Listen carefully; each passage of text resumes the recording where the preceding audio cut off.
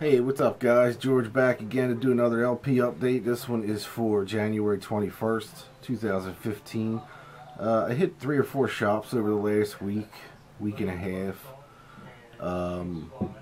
Went to Double Decker in Allentown, Pennsylvania. Went to a new shop called the Vinyl Closet in actually their new location. It's their second shop in Norristown, PA. Got some stuff at Shady Dog and a couple things from work. I got about 40 albums or so here. So it's probably going to be a quick two-parter. So it's not one long video. So let's jump right into it. These were ones I got at, I think these are all the Double Decker ones for the most part. It's all different rock, metal, punk. But first up, picked up another copy of the Shotgun Messiah's first album. This is a gold stamp promo. Pretty cool. These were all like $2, I think. And dollar bin stuff. One I didn't have on vinyl, Billy Squier, Signs of Life. So that's pretty cool. This one I never really saw. I don't see too much in the wild around here. Bachman Turner Overdrives, Rock and Roll Nights.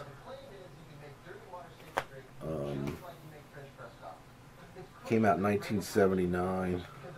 I don't think there's any hits off of this one though. I just went to Double Decker this past weekend, so I just ended up cleaning all these. I haven't been able to listen to many yet, but here's Billy Thorpe, East of Eden's Gate. Rumor has it this Billy Thorpe was the guy that AC/DC were going to hire. He was in the running. To be on, Bond's replacement after Bon Scott died in AC/DC. This album also features Frankie Banali from Quiet Riot, Pat Regan from Ace Frehley's band, Earl Slick's on this, which I picked up an Earl Slick record too, which I'll show is on this as well. But I'm looking forward to hearing this. I heard his the more popular album. I forget the name of it, but I don't have that on vinyl either. And here's the Earl Slick Band. Killer 70s hard rock. I think this came out in 78 or 76. Has Earl Slick, Jimmy Mack on lead vocals. Pretty cool. I listened to Show Enough, the song on here was really killer. So I like that. I think this is the 3rd or 4th album from Trooper. Money Talks.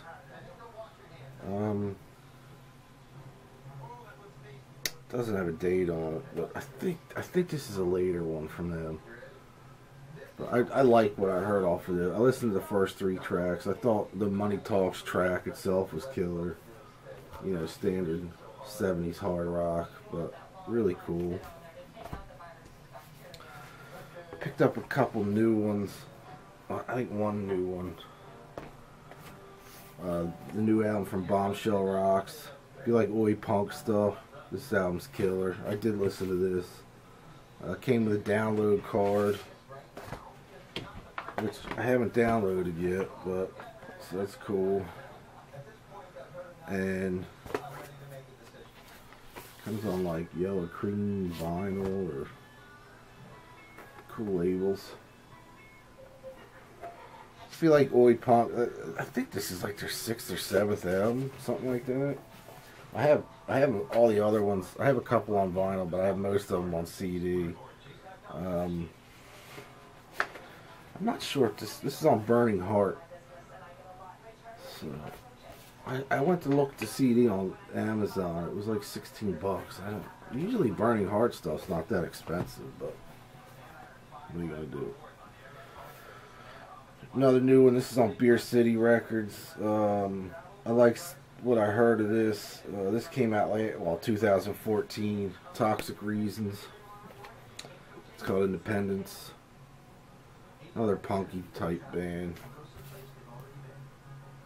It's pretty cool though.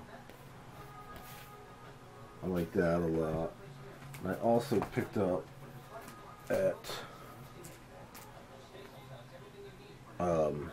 Double Decker this album by The Daughters. And this is on Rave Up Records, who put out the Brat stuff last year, the New York band The Brats. There's 15 tracks on here, and it takes most of their 7 inches and, you know, like that kind of stuff, and puts it all together. Kind of like, I don't know, New York Dolls maybe. It's early 80s, like New York punk rock, hard rock. Pretty killer though. I love this Rave Up Records label. Everything they put out goes out of print so quick. This one I didn't care for, from what I heard of it. It's Trickster, the original Trickster. This was only $1 though. Kind of 70s soft rock. I didn't care for it. This one I hardly ever see out in the wild, and this thing's like dead mint. I believe this is the first album with Steve Perry. Dream After Dream. I could be wrong. I'm not a huge Journey fan, but I know this is still like that. You know, Greg Rowley's still in the band too. So it's kind of like that progressive early Journey with Steve Perry singing. So I'm curious to hear this record. Like I said, I don't think I ever see that out in the wild, unless I just never paid attention to it before. I don't know. This is the second record I picked up from these guys this week. The first one I think I got from Shady Dog, which I'll show. That's 999. High Energy playing. Kind of UK new wave punk. Pretty killer though. I like this a lot. And the other album, which is in another pile here, I'll show. This one's on Kid Tested Records, this next one. And Eccentric Pop Records, and that's the Parasites. This is called Nonstop Power Pop Volume 1. But it's like power punk, you know, pop punk. I have a few other things from them on CD over the years. I haven't looked up if this is an actual like new album or like a compilation. To me it looks like it'd be a new record, you know, like a new album, but I'm not 100% sure on that. Comes on, yeah, it's like gray marble vinyl. Well, pretty killer. I always liked their other stuff, so I was happy. I never saw this one before, so I snagged this one. Again, like these punk labels, you know, they're so cheap, man. This was $11.99 at which one? Where did I get this one? Oh, at Double Decker. And like the Bombshell Rocks was $11.99. Now, major labels should really take notice that these, you know, independent labels know how to price their vinyl instead of price gouging the shit out of people. Because I'd buy independent punk rather than buying something new on, you know, like major label shit. Next up is a weird late 70s Sun Records thing called Jerry Lee Lewis and Friends. Does a bunch of duets on here with different people. Unfortunately, there's no listing of who does what on here, so I'm not quite sure who the hell's on here. Does Good Golly Miss Molly, CC Rider on here. The Ray Charles tune, That's What I Say. Save the Last Dance for Me. It's killer, but it's mono. Got the Sun Records label on yellow vinyl. Different Sun Records label than what we're all used to. But sounds great. I just, I don't know. I don't know who the hell's on it. Unless it came originally with some kind of other sheet in there that tell you who was on it. But pretty cool though. Another pop rock late 70s band called the Yipes. This was in the 50 Cent room at Double Decker because it was warped to shit. I mean, it had such a bend in it, it wasn't funny. But the vinyl flat did the trick, fixed it up, cleaned it, and plays killer, plays fine. Turned a 50 Cent record into, I think they're going for 20, anywhere from 20 to 30 bucks online. Asking price, I don't know what people are actually getting for them, but definitely killer. It's on Millennium Records from '79. Pretty cool though. I like this record. Another album from City Boy. This one's called Young Men Gone West. I have a couple other, I think one other thing from them, so I decided to pick this one up. This I didn't care for at all. Tasmanian Devils. It's not what I thought it would be. I thought it was going to be a little heavier, but it's almost like reggae, or I don't know what it is, but didn't care for that. Got this in the 50 Cent room. I wasn't sure if I had this or not. Still don't know. I haven't checked. Best of J. Geils Volume 2. Cover looked familiar. I probably have it, but for 50 cents. And it's dead mint. Bet you it's better than the one I already have. This I didn't care for at all. Again, not what I thought it was going to be. It's on Casablanca from '76. That's the Giants. Thanks for the Music. It's like pretty bad 70s R&B. Didn't care for it at all. Not my bag. But again, another 50 Cent room deal. Next one I picked up, I love the Jim Jones Review band lately. Unfortunately, they just broke up. Played their last gig, but I thought all three albums from those guys were amazing. This is the Hypnotics featuring Jim Jones. This is his band from the, I guess, Sub Pop, 1989. A little more trippy and punky than the Jim Jones Review stuff. This is one side studio, one side live. I'm like a teal clear vinyl.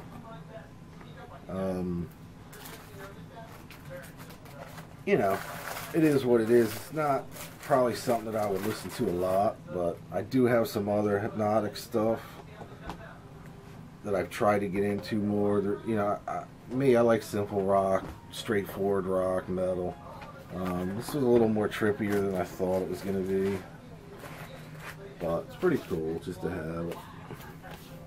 Early Sub Pop release. Found another copy of the self-titled Doobie Brothers record, like near mint. So I picked it. I like this album. This is more rock than, straightforward rock than the later Doobie Brothers stuff that was hits, but really killer. A couple other things. James Brown's 20 all-time greatest hits. This came out in 2014 on vinyl. This was already in the used section of it. Double Decker for like $8. So I grabbed it. I think normally it's like a $25 album, but so I was surprised to see this. It's the first time this has been on vinyl, so I was happy to grab that. I like some old James Brown. This I picked up. This was $1. It's a single. I thought it looked kind of cool. The Creepers, Babies on Fire. Flying by for this one. It was just okay. Heavy guitar sound after a while. It took a while for the guitars to kick in, but pretty cool. Not something I think I would need a full length on, but other than that, it was kind of cool. And a few metal things, or hard rock. Here's another promo, white label promo for DJs only, I guess it was, for radio only. $1 Billion Babies, and it's 4 tracks from Battle Axe, the one and only $1 Billion Babies album. Nothing on the back, but I thought that was cool. Alice Cooper. So I picked that up. Found mint copies of Black Sabbath 7 Star. So grab that. And the Eternal Idol. These are like dead mint.